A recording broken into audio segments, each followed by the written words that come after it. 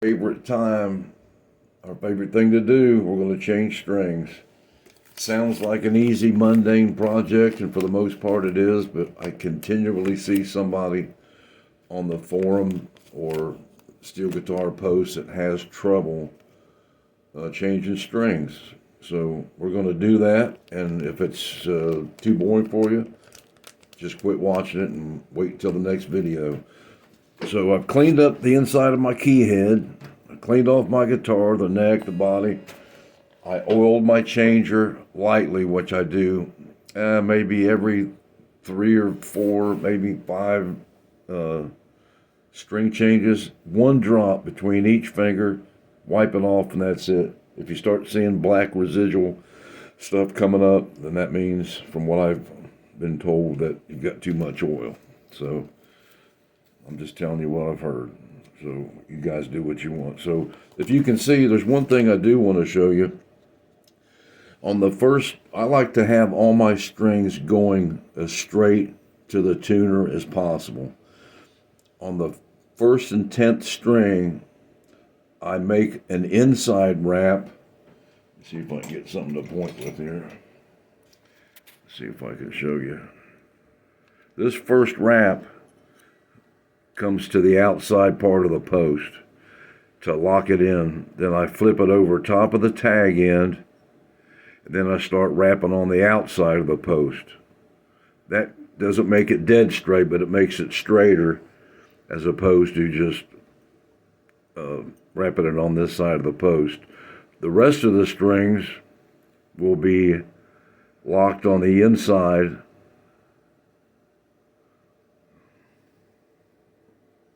and wrapped on the outside.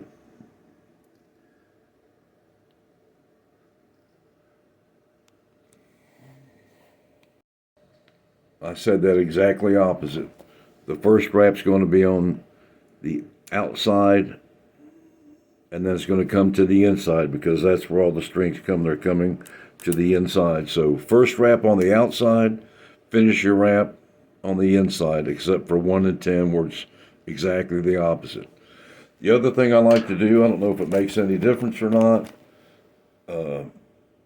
To me it does. So and this is how I change my strings. First thing I use, which is probably a definite no-no, is a set of side cutters. They're small, and it's a one-tool event for changing strings for me. You just got to be careful. So the first thing I do is I align that hole parallel with the guitar. That's the first thing I do. Then I get the string out. I got the 4th string here. I'm going to open up. Smelled it. It's fresh. Now this is all live stuff. I'm trying not to edit anything.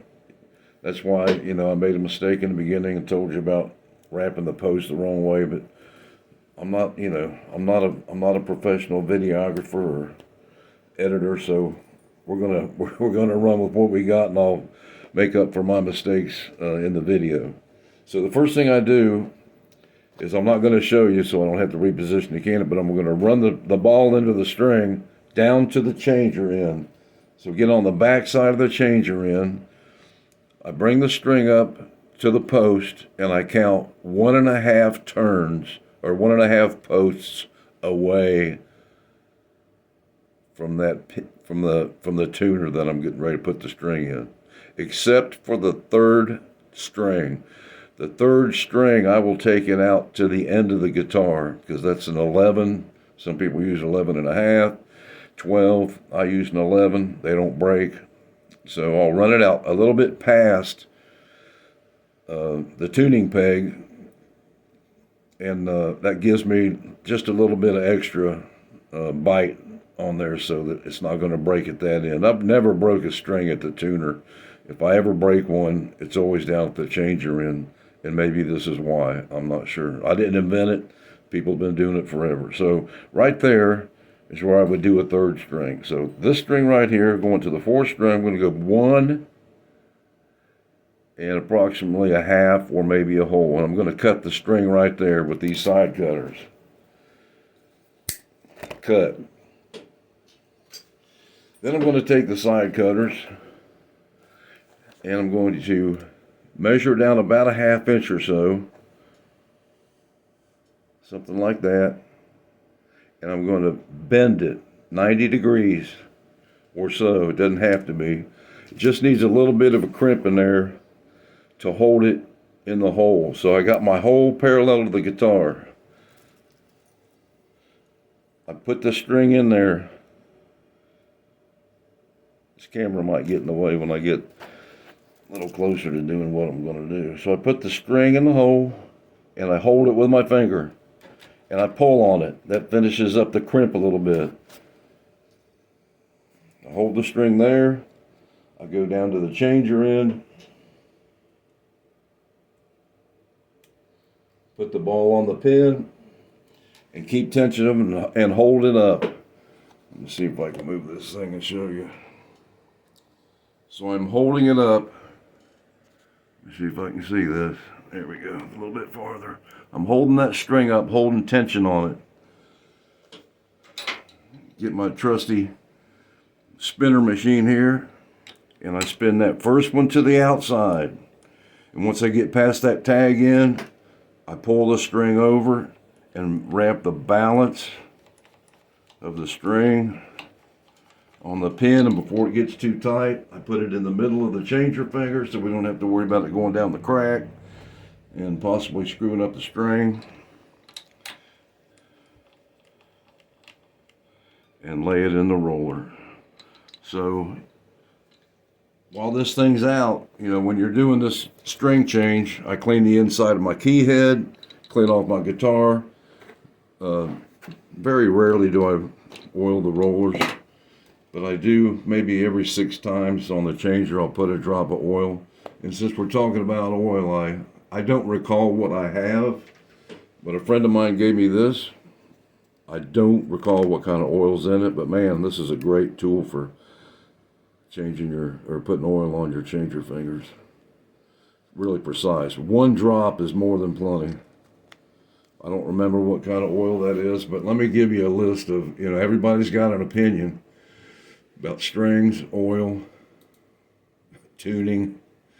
Here's the list of the common oils they use. 3-in-1, sewing machine, Croyle, Tri-Float, 30 weight. I mean, the list goes on. They don't want you to use vegetable oils, nut oils, WD-40. I've heard WD-40 1,000 times is a definite no-no, so I've never used it.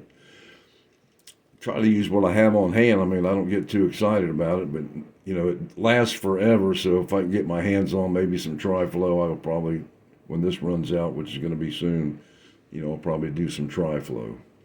So at this point, everything's oiled up, got all the strings on. I bring them up to pitch. I will bring the springs up to pitch, and at the same time, so I hope this don't make you sick. Get that out of the way. I'll pull on the strings a little bit to help them stretch out some. Maybe push the pedals a couple times. I'll bring them up to pitch, and then I'll let it sit. I let it marinate. I let the strings marinate on the guitar for an hour or so, or I'll go do something else and come back. And obviously at that point they'll be flat. I'll bring them up, start playing it. You know, that's about as easy as I can make it. I mean, a lot of people have trouble. I don't really know why, but maybe their fingers don't work good. Coordination's off a little bit, but they use erasers and sticks and stick them down to hold the ball end in. This should do it for you. You put that crimp in there, put that ball on and hold that string up taut and wind her on, and you will have no problems, and you'll be done with this project in about 30 minutes.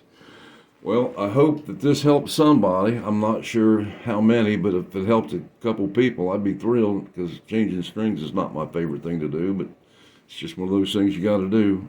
So stay tuned. I'm going to try to maybe get another lick up today, but I wanted to get this string change taken care of first. So have a good afternoon, everybody, and maybe I'll see you later on today. Take care.